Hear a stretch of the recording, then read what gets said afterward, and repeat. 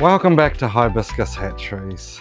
So about 6 odd years ago, we hatched out our first Herman's tortoise.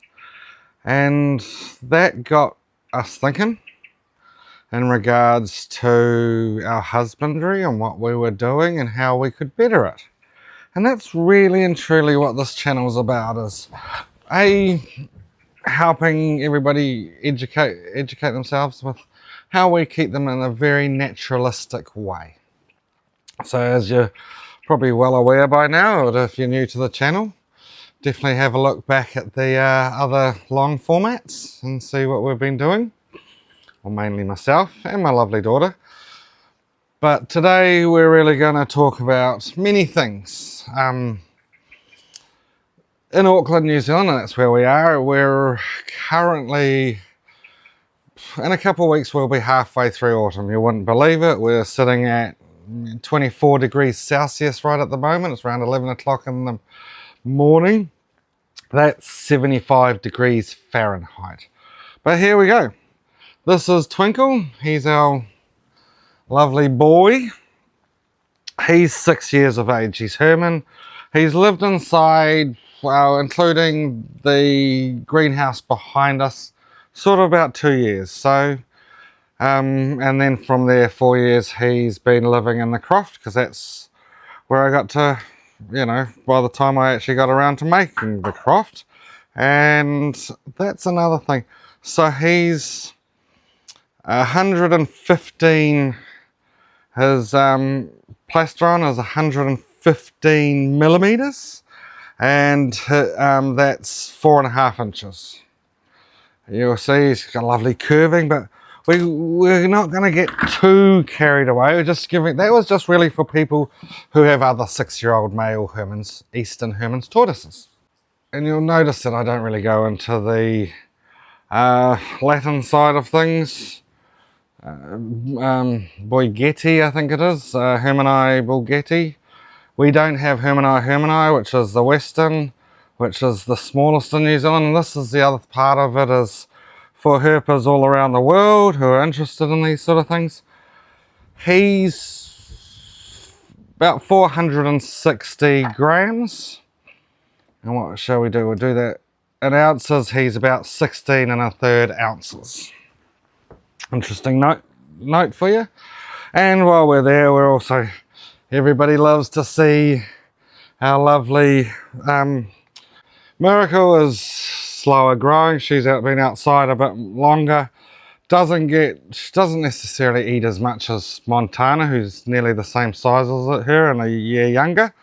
And these are all the little differences that you'll sort of notice. And she was very small when she hatched. She was our first 2 years ago now, aren't you? And so she's 55 millimeters long. And we'll quickly give you the, what's that in inches? About just under 2 1/4, give or take. There we go. And she is 45 grams. So she's not far off a yearling Herman's or 8-month-old Herman's. So, 9 months old, give or take. They seem to grow a bit quicker, and we'll get her on the ounces for you. She's 1.5 ounce. About 6 years ago, we used to have a lovely palm, you know, subtropical garden, and our garden's not huge. A lot of you think it might be, and if it is, thank you very much, but it's very well organized for the tortoises. So this area here, we're on the deck part, is raised all around us. The tortoises can roam. Down there right now, Punga is actually thermoregulating, basking, but really and truly he's thermoregulating. So he's just sleeping in the sun, getting warmed up enough to be able to move around. He's been up, so it's about 24 degrees now. He started to get up around 20 degrees Celsius, which is 68 degrees Fahrenheit. When we haven't even, I don't think once in summer this year we got anywhere near 30. We've probably got 32s. In this part of Auckland, it does get warmer and it's a lot more humid. And the humidity is not necessarily the most positive thing for the Mediterranean tortoises. It's fine. Everybody argue, oh well, that's why the shells are so perfect. We have high UV as well, so even through clouds we're getting as high, we get up to 7s and 8s, which is the highest in the Mediterranean.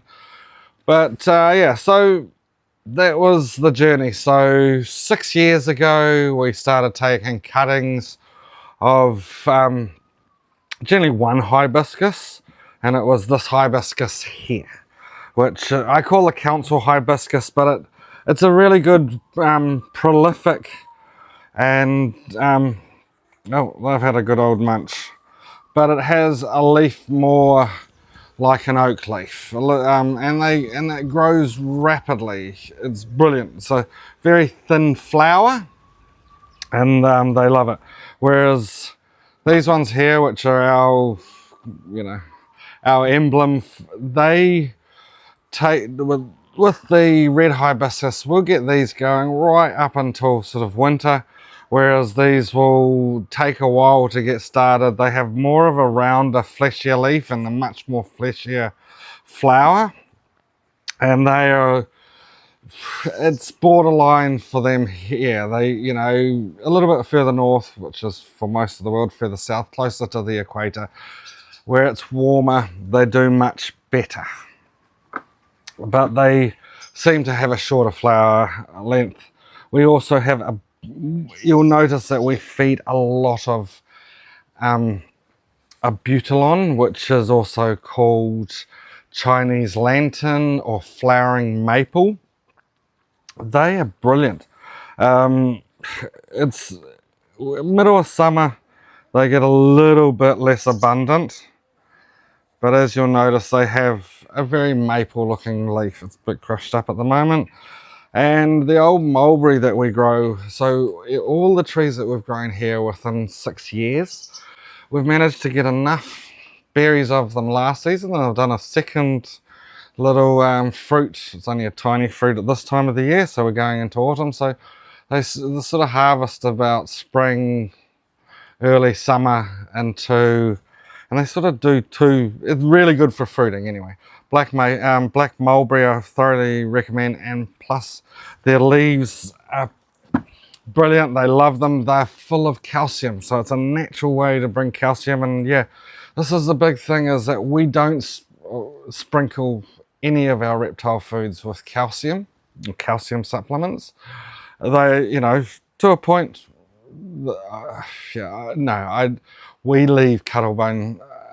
The best use of calcium powder, if you ask me, is to sprinkle it onto the areas that you're growing the plants, especially in a place like most of New Zealand, I think, but where we are in the Waitakaries is where it's mainly clay, so we don't have a huge calcium content in the actual soil. So many years ago I did sprinkle a whole pile of different Arcadia calcium supplements all in the paddock, so I know that they'll be getting good amounts of calcium. Plus we leave around a lot of cuttle bone for them to naturally ingest and chew, which is great for their beaks, and also obviously great for their bones and their shells and the production of eggs, which we'll notice here that the females will be very attracted to the cuttle bone at the period of time that they are making eggs to lay. More interesting facts. So this is the big new keepers. Leave a piece of cuttle bone in your enclosure. It doesn't mean that they're going to be chewing on it all day, every day. And this is the misnomer by always sprinkling calcium on their food. They're not going to ever get that much calcium in the wild, in their nature, even if it is that their soil is jam-packed full of calcium. If the plantain that they're chewing is growing on a piece of chalk or or limestone or something, the plant is only going to absorb a certain level of calcium. Yes, it's going to be slightly more elevated in plants that live in a lot more calcium rich areas. So by all means, put lime in your soil, or other types of calcium powder. It's an expensive way to do it, but you could do chalk. But leaving pieces of cuttle bone around in their enclosure is perfect, because that's also really good for beak maintenance, which I'll knock on the head a little myth. So when the old tortoise here is chewing food, they're not scraping the food off a piece of slate. A piece of slate in a tortoise table is really for us humans to keep it tidy, to ensure they're not ingesting bits of dirt. And please stick, with us, we do soil and sand. Mainly for drainage is the sand, and to keep the humidity down. We don't recommend using Cora, and I know this is going to stress, it's way too humid for Mediterranean species, which is the only two tortoises species that we have in New Zealand. Eastern hermins, available to the public, and Greek Spur Thighs, which are rarer. What are you eating there? Just a little bit of barley straw with your bit of... So yeah, keep that in mind. These guys come from really arid areas, and you're more likely, I'm not a Cora fan. I'll put it to all, just soil, just normal topsoil that you'd see out under your grass and things like that in generally most countries. But we buy it from a landscape supply place. And then we also buy a normal bag of sand, not white sand, not a coral sand, because that's anything white they're going to get attracted to in the pursuit of calcium. So that's why you leave cuttle bone around, because it's white. But things like white pebbles, you'll notice that they'll be attracted to and they'll ingest. Not to a big concern, depending on the size of the tortoise and the size of the pebble. We have, over the years, I've put old aquarium pond pebbles in the garden to get rid of the pebbles. And in some of those aquariums we had mixed colours, so we do get white. So not many of the tortoises do, but Marigold, for one, she's a biggie on consuming little white pellets, and you'll notice that in her feces. They come out, which is fine. That's another thing about Marigold. So we're in the first third of autumn, and the minute I basically put the barley straw in the hutch, she's gone into brumation. She's been up maybe once or twice. And this is the scenario here with brumation, is that we'll notice that the Greek girls, so Margarita's gone into brumation a couple of weeks ago as well. But she's been up a few times more often. When it gets a lot hotter, she'll get up. And that's part and parcel with Zeus. He's very much an anti-brumator. And so he doesn't. And he gets very frustrated, especially in the afternoon when it's hot. And he just wants a lot of attention, and his girls aren't around to say hi. He's not really worried about the hermins. He can't be, he goes and looks at them and things like that, and I don't know, probably maybe communicate on a sub level, but we're not too sure on that one.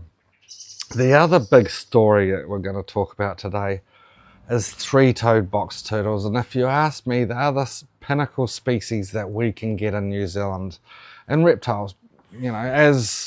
And where we are in Auckland, New Zealand, for many of you other people across the world, because I probably speak a little bit too fast or too slow, or you just can't understand my accent. The only type is the three-toed American box turtle, and it's the only available species in the whole of New Zealand.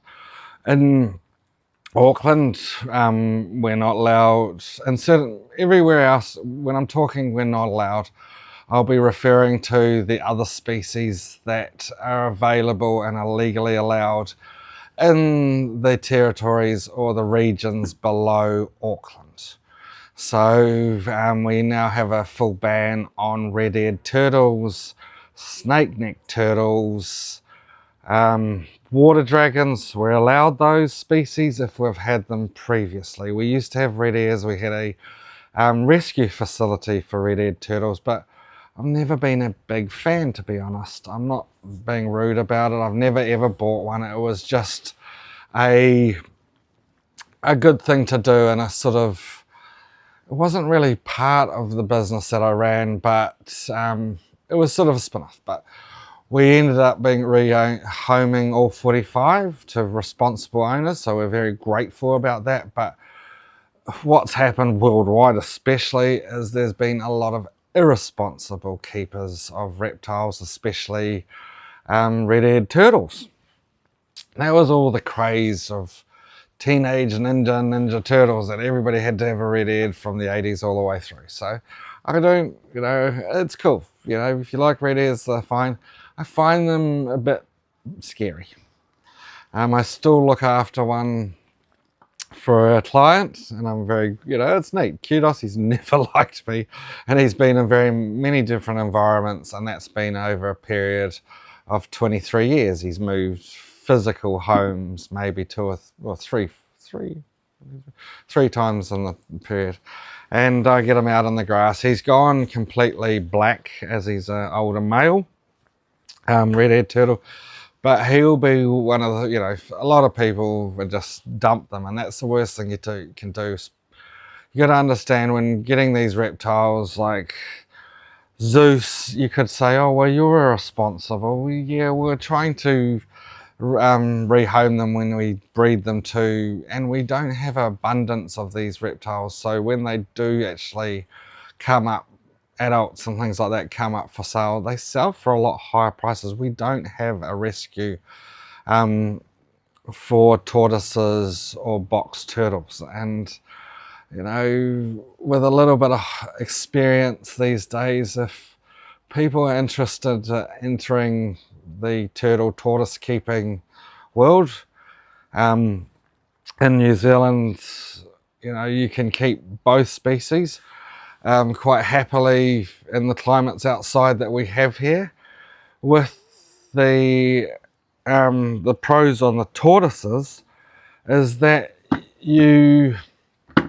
they eat plants, so you can actually grow all the plants naturally in your gardens that they can easily live off, so you don't need to leave the property as such, as my little quote, to feed them, and you don't have to pay any money to necessarily feed them. All the plantain and the weeds that we've put in are basically just from seed heads that I've got and shaked over the grassy areas, and most of our hibiscus have come from cuttings, and the mulberries I've bought from a plant shop, and same with the abutilon or the flowering maple, and they are amazing. If it wasn't for the flowering maple, well, I was not saying that, but it just all year round they're flowering, all year round they've got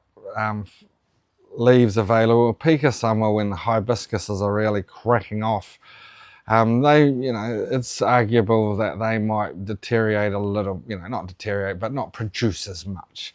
But we're also consuming a hell of a lot more at that time, and we've got heaps of leaves, of hibiscus leaves, heaps of, technically speaking, we don't even need to give them any of the flowers, but they do enjoy it, and they will definitely make us known when they're hungry, and it's around 3 o'clock. It's generally the time that my wife picks all the flowers and feeds them, and so you'll get Zeus knocking against the glass, and it's not because he's trapped in there. He actually actively goes in there. He knows that if he bangs against the house or the glass and we're at home, that I'll give him some attention at some stage. So I suppose that's about it. The box turtles are cool. At this time of the year, it's getting quite rainy, not too hot. They're super active. If you want a turtle which is tactile, not scared, generally not gonna bite you, live in sort of a more controlled space. You don't need to have filtrated water. If you have them outside in like a raised veggie garden sort of style thing like what we have, they're a brilliant pet, brilliant pet. They seem to be a lot more active in humid or misty times, so beginning of spring and into beginning of summer, same as mid to late autumn, they're a lot more active. You see them a lot more. Very cool animal. Generally speaking, you can keep the sexes together, and that's a big thing with the Hermans. So old Twinkle here is the biggest, aren't you, Twinkle, out of all his siblings, and you don't bother anybody. You're quite passive. But he was getting nipped and bothered by Tank, as we showed you in a short little go. It was called Disciplining Juvenile Tortoises. And now he's stopped bothering you, isn't he? It's been quite good for the last week or so. So that's sort of one of the things, you know, tortoise whisperer. But yeah, there's ways about sort of educating them. They're not the most stupidest creatures. Tortoise is actually quite clever. The boxies seem to be relatively clever too. And I sort of say, you know, reluctantly, water dragons aren't the most clever things. So, you know, they'll get tolerant of you and things like that. Especially if you handle them a lot when they're young. So hence, we only have Puffy, who's hand tolerable. You'll see maybe in the background there, Silly Jilly, she's just thermoregulating. She might have moved off. No, she's still there, just sleeping. And that's the thing, they'll want their bodies to get up to a certain temperature, but they still can be quite mobile in cooler temperatures.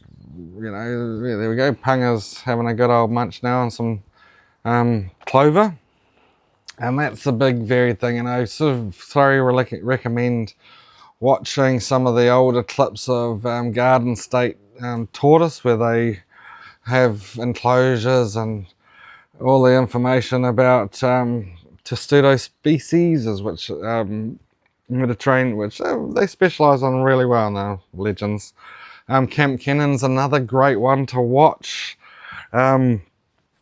And Hibiscus Hatchery, especially if you're wanting more just domestic ways of keeping your Mediterranean tortoises.